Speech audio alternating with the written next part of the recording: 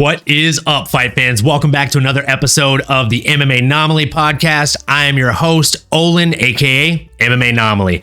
In this episode, we'll be talking about 4 of the fights, specifically on UFC Vegas 66, aka the last fight card of 2022. And of course, with it being so close to Christmas, had to wear a little, semi-ugly Christmas sweater here, repping Captain America here for the holiday season. We will go ahead and jump right into my 4 picks to 4-bet parlay here. And jumping right into it, we've got Bryan Battle going up against Hinat Fakhretdinov. I think I got that name right. I hope I got that name right. We'll see. Maybe the guys from the Guys podcast will come and correct me. Anyway, Bryan Battle has looked absolutely incredible as of lately. He is coming off back-to-back wins in the UFC. The last one specifically being a very flashy highlight reel knockout, and his opponent had one fight in the UFC so far. That fight did look very impressive. He won a pretty dominant decision win. However, that was his first fight in 18 months, like 17, 18 months. So Bryan Battle has had a much better strength of schedule. He's had more fights in the UFC already. And I just think there's really no reason to not take him as a plus 125 underdog in this one. So he's going to go ahead and kick off the parlay for us. Let's go, Bryan Battle. And in the second fight of the parlay leg here, we've got Jake Matthews, The Ultimate Fighter, tough alum, going in against Matthew Semi, the Jedi Semmelsberger. I'm a big fan of both of these guys. Realistically, though, I just think Jake Matthews should take this everywhere the fight goes. Should be a slightly better grappler. His stand-up looked better than it's ever looked in his last performance. And I honestly think Jake Matthews is going to go out here and just make another statement against another very game opponent. His opponent is coming off of a loss to Alex Morono, who is another very, very strong opponent. I think Jake Matthews takes this fight everywhere it goes. And even though he's a favorite at minus 260, it makes sense to throw him on the parlay here. Easy money. Now, moving into the fight, I am hands down, most excited about on this entire fight card, Bobby Green versus Drew Dober. I mean, both of these guys go out every single fight and plan to bang. They throw just fight-ending shots and heavy-handed, both these guys.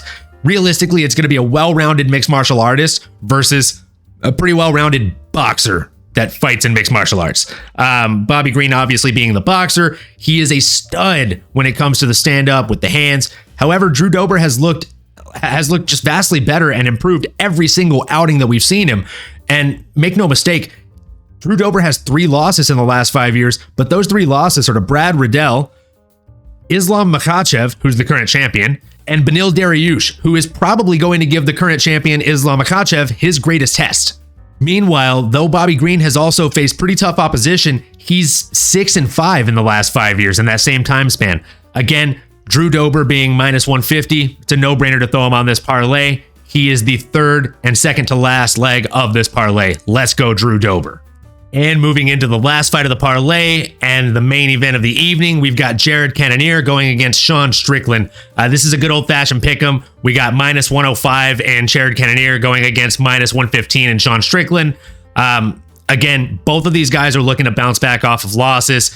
We had Jared Cannonier losing to the ex-champion Israel Adesanya, and we had Sean Strickland recently losing to the current champion, the new champion, who just recently beat Adesanya, Alex Pereira.